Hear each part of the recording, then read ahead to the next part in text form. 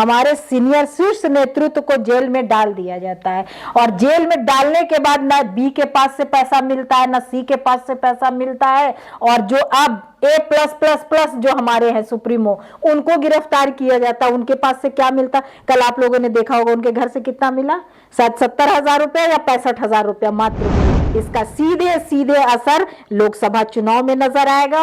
और विपरीत दिशा में यह चुनाव अब चली गई है रात से, और बहुत पॉजिटिव रिजल्ट इसका आने वाला है। दूसरा है कि ये इंडिया गठबंधन से डर रहे हैं। लोकतंत्र को इस देश में बचाना, संविधान को बचाना, जो ये दोनों को पे ही खतरा है मोदी सरकार के रहते हुए, आरएसएस और बीजेपी के द्वारा, जिनका आजादी में कोई भागीदारी नहीं था, कोई हिस्सेदारी नहीं था, कोई कुर्बानी नहीं था, वो आज सत्ता पे काबिज है और पूरी तरह से लोकतंत्र को और संविधान को खत्म करने वाले हैं। जेल में अभी अमित शाह को और मोदी जी को होना चाहिए इलेक्टोरल बॉन्ड को लेकर के, लेकिन पता नहीं देश किस जादूगर के जादू में फंसा हुआ है कि जनता सड़क पे नजर नहीं आ रही है, और मोदी और अमित शाह का तानाशाह जो है वो शबाब पे है। लेकिन 2024 का रिजल्ट बहुत अच्छे और लोकतंत्र को बचाने वाला, संविधान को बचाने वाला होगा।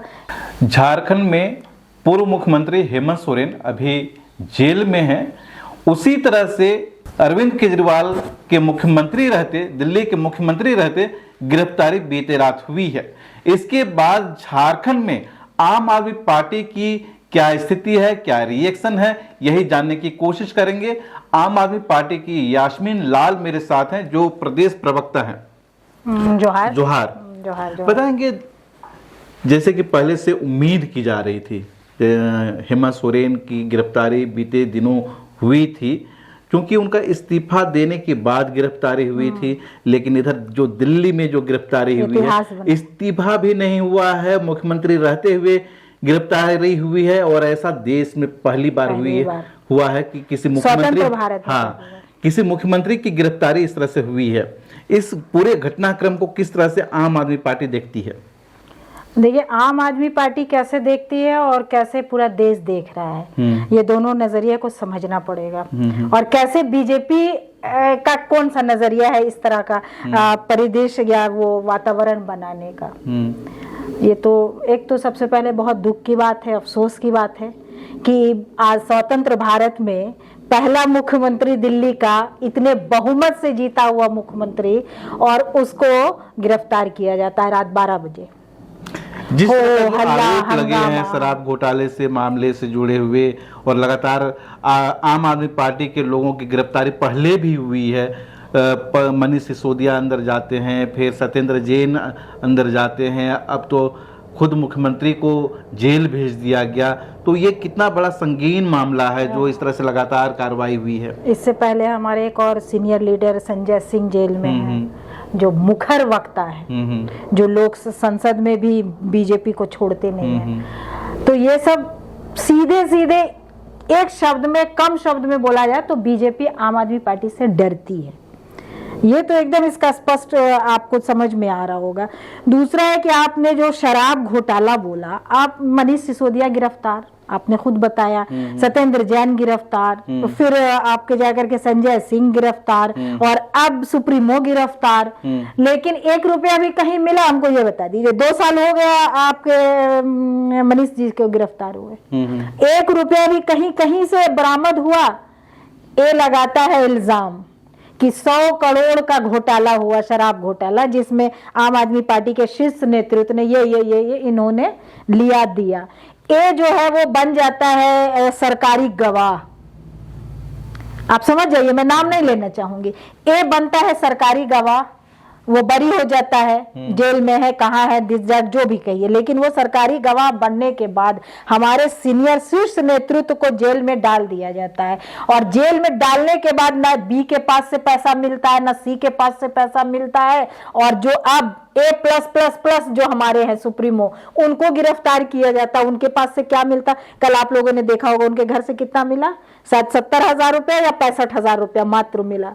और वो भी इस हिसाब के साथ मिला कि वो किस चीज का पैसा था।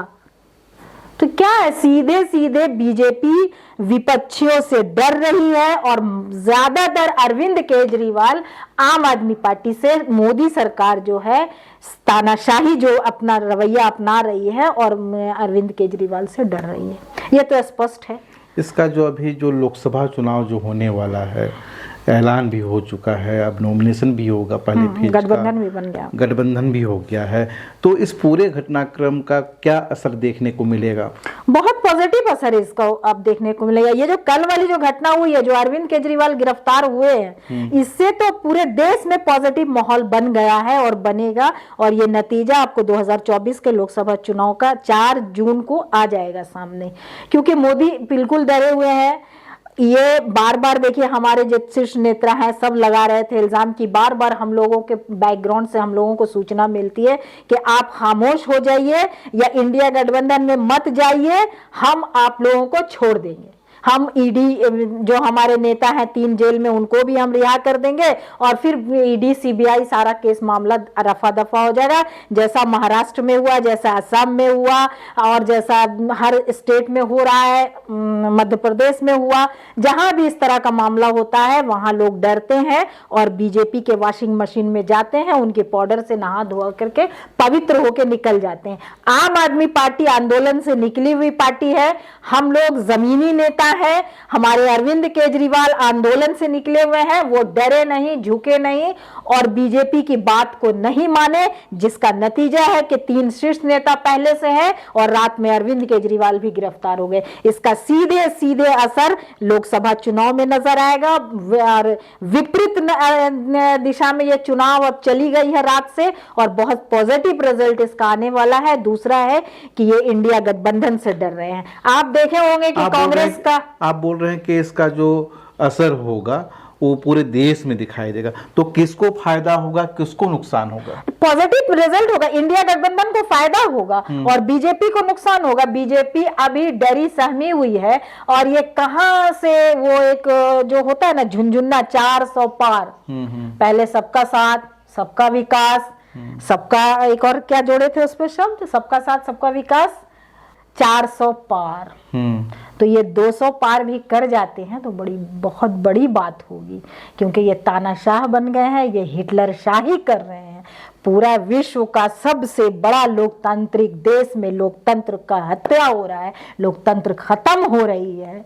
आप बोल रहे हैं कि इसका जो फायदा इंडिया गठबंधन को मिलेगा और जो एनडीए को है उसको नुकसान होगा पूरी तरह से। और आम आदमी पार्टी भी जो है वो इंडिया गठबंधन का हिस्सा है। लेकिन यहाँ पर टोटल जो है नेतृत्व करता है, जो अभी फोकस है, जो लीडरशिप है, वो अरविंद केजरीवाल के नेतृत्व में है। तो कहीं ना कहीं आप एक तरह से कुर्बानी दे रहे हैं, लेकिन इस कुर्बानी का झारखंड में आम आदमी पार्टी को क्या फायदा होगा? झारखंड के परिदृश्य में देखिए अभी लोकसभा चुनाव तो झारखंड में आम आदमी पार्टी नहीं लड़ रही है, अलायंस में जरूर है लेकिन कोई एक सीट भी मिला नहीं है, ये सही है। लेकिन सिर्फ झारखंड में देखिए, मेरा मकसद मतलब आम आदमी पार्टी का, इंडिया गठबंधन का मकसद है लोकतंत्र को इस देश में बचाना, संविधान को बचाना, जो ये दोनों को पे ही खतरा है मोदी सरकार के रहते हुए, आरएसएस और बीजेपी के द्वारा, जिनका आजादी में कोई भागीदारी नहीं था, कोई हिस्सेदारी नहीं था, कोई कुर्बानी नहीं था, वो आज सत्ता पे काबिज है और पूरी तरह से लोकतंत्र को और संविधान को खत्म करने वाले हैं। तो झारखंड को क्या फायदा होगा, ये तो हम लोग फायदा और नुकसान बाद में देखेंगे। पहले हमारा देश बचे, हमारा लोकतंत्र बचे, हमारा संविधान बचे, ये आम आदमी पार्टी का और इंडिया गठबंधन का सबसे बड़ा महत्वपूर्ण मकसद है इस समय। क्या झारखंड में आम आदमी पार्टी और ज्यादा मजबूत होगी और उभर कर निखर कर दिखेगी? हाँ, बेशक बेशक बेशक, सिर्फ झारखंड में नहीं, दूसरे स्टेट में भी आम आदमी पार्टी बहुत मजबूत होगी और बहुत निखरी हुई, बहुत साफ सुथरी और बहुत आंदोलन से रची बसी क्या बोलते हैं, क्रांतिकारी जोश और जज्बे के साथ नजर आएगी।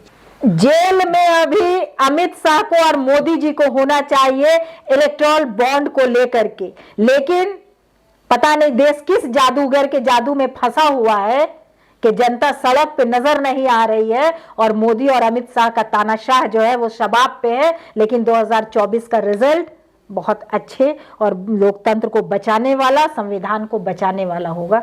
इन्हीं शब्दों के साथ धन्यवाद। चलिए, जोहार।